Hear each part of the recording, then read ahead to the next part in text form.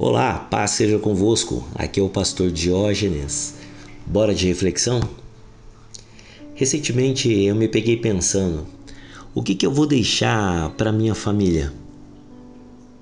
Mas como assim deixar para a família uma herança? Não, um legado. O que eu vou deixar para minha família como legado? Mas por que pensar em legado e não herança? Simples. Porque é um tanto óbvio que herdeiros e futuras gerações já vão usufruir de bens e posses que eu eventualmente possa deixar.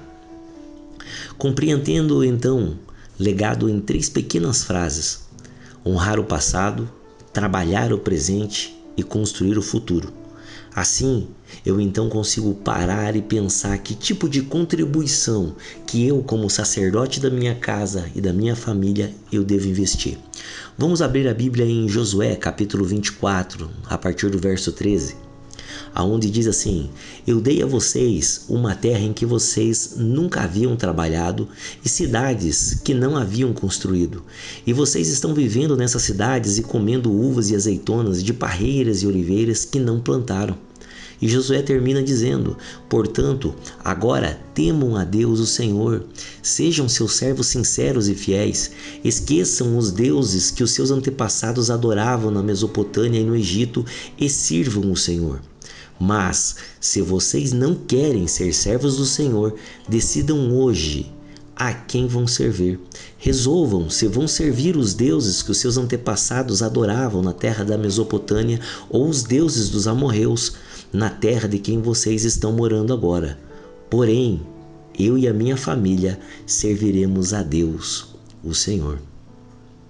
O contexto dos versículos que nós acabamos de ler fala de um momento em que Josué realizou uma retrospectiva de tudo que Deus havia realizado desde o chamado de Abraão até a conquista da Terra Prometida.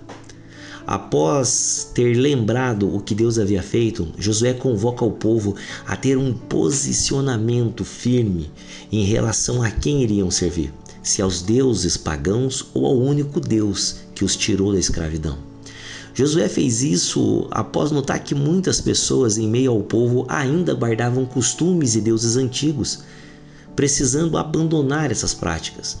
Josué então se posicionou como líder espiritual da família, declarando que mesmo que o resto do povo se desviasse, a casa dele serviria a Deus. Eu não sei vocês, mas eu tenho acordado diariamente nessa visão, assim como Josué. Independente do mundo lá fora, eu e a minha casa serviremos ao Senhor. Fazendo um paralelo com os dias atuais, muitas famílias se igualam aos israelitas. Hoje nós aceitamos a Cristo, nós nos batizamos, nós frequentamos os cultos e até participamos de algumas atividades na igreja.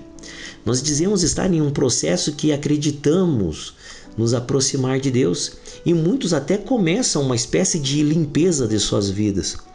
No entanto, infelizmente, muitas pessoas param no meio do caminho e não continuam, permitindo que outras coisas atrapalhem a comunhão com o Senhor. Muitas pessoas até se acostumam com as práticas cristãs, mas apesar de irem todas as semanas à igreja, elas não conseguem parar com aquilo que é abominável a Deus. A maioria dos cristãos não possuem objetos como os israelitas tinham, porém endeusam pastores, líderes, cantores, coaches, mamon, um nome diferente para a gente se referir ao dinheiro. Tudo passa a ser uma oportunidade para destronar aquilo que é divino e cultuar aquilo que é terreno.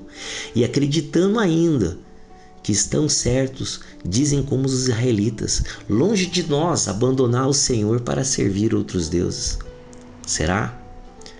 Alguns podem estar se perguntando: tá, mas aonde se encaixa legado no meio disso tudo? Simples, se encaixa em tudo. Se tem algo que está nesse pequeno trecho que nós lemos e que eu me esforço em ensinar em casa, querendo muito deixar para as próximas gerações, são 3 coisas. A primeira delas é a capacidade da autoanálise. Humanamente, é impossível tirarmos qualquer tipo de conclusão sem analisar. E se tratando de evolução pessoal ou familiar, é indispensável uma autoanálise para ver aonde estamos e aonde nós queremos chegar. Josué, em sua atitude, ele convocou o povo a fazer essa retrospectiva, essa autoanálise, puxar na memória de onde e de qual situação o Senhor os tirou. E é através, de uma retrospectiva também que eu logro êxito em minha autoanálise e digo a vocês, eu sei do meu passado. Independente de qualquer dificuldade que eu possa estar vivendo agora, eu sei que Deus é comigo e eu sei muito além disso. Eu sei que eu e a minha casa serviremos ao Senhor. Um segundo ponto é a capacidade de ser grato. Em toda e qualquer circunstância, nós precisamos sempre ser gratos. Costumamos bater o pé, ficar bravo quando as coisas não acontecem como a gente quer. Esquecemos de analisar que sem Deus seria muito pior. Fazemos comparações da nossa vida com outras pessoas, com a vida de outras pessoas e deixamos de ver que a tal da prosperidade que tantos buscam não se trata de ter tudo o que se quer, e sim de ter tudo o que se precisa, e esse tudo o que se precisa vem de Deus. Quantas e quantas vezes agimos como os israelitas, nos prendendo a coisas do nosso passado ou endeusando o terreno, ignorando o divino, sem pensar em tudo que o Senhor já fez até aqui. Independente de como estamos vivendo agora, com certeza estamos muito melhor do que meses atrás. E seria estupidez não reconhecer que sem Deus isso não seria possível. Então, feliz com tudo o que eu tenho, em ter tudo aquilo que eu preciso, confiante eu consigo dizer mais uma vez, eu e a minha casa serviremos ao Senhor. Um terceiro ponto vem ser a capacidade de posicionar-se. E essa é a melhor parte, é onde conseguimos separar os cristãos das crianças mimadas. De nada adianta a gente fazer uma autoanálise enxergando de onde saímos, de nada vai adiantar reconhecermos o quanto que Deus já fez. Pensamentos e reflexões sem movimento é o que nós chamamos de inércia.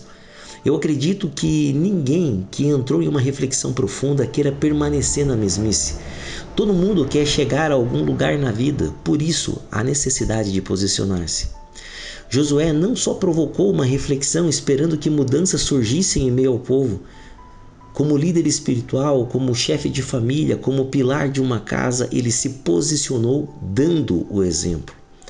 Ainda que o mundo lá fora estivesse em ruínas, ainda que as pessoas que vivessem perto dele continuassem desagradando a Deus, ainda que maus exemplos fossem esfregados na sua face, ele e a sua casa continuariam servindo ao Senhor. E isso me traz uma baita de uma lição. Não importa como estão as coisas porta afora, eu e minha casa devemos continuar servindo ao Senhor. Nos dias atuais, enquanto uma fatia da população ela foca apenas em sobreviver, uma outra fatia, que é a grande maioria, segue presas mentalmente em adquirir, em edificar, em preparar uma herança para os seus herdeiros. Jesus, inclusive, foi quem disse: aonde estiver o seu tesouro, ali estará o seu coração. E muitas pessoas ainda vivem como se ele, Jesus, não fosse voltar. Então, dentre tantas coisas para se deixar, por que deixar algo que a ferrugem e a traça corroem, ou que os ladrões possam tomar? Por que investir na herança e não no legado? O posicionamento de Josué mudou a história da sua casa, da sua família e de um povo. Eu não somente quero, mas eu busco por isso para minha casa e para minha família. É importante deixar uma herança? Sim, é interessante, é importante. Mostra a preocupação que temos com os nossos próximos, com a próxima geração que vem à frente de nós.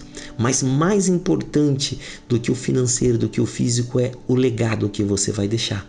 Então hoje, quando me perguntam, ou se me perguntarem, o que você quer deixar para as próximas gerações, eu conscientemente vou dizer, eu quero deixar uma casa que serve ao Senhor.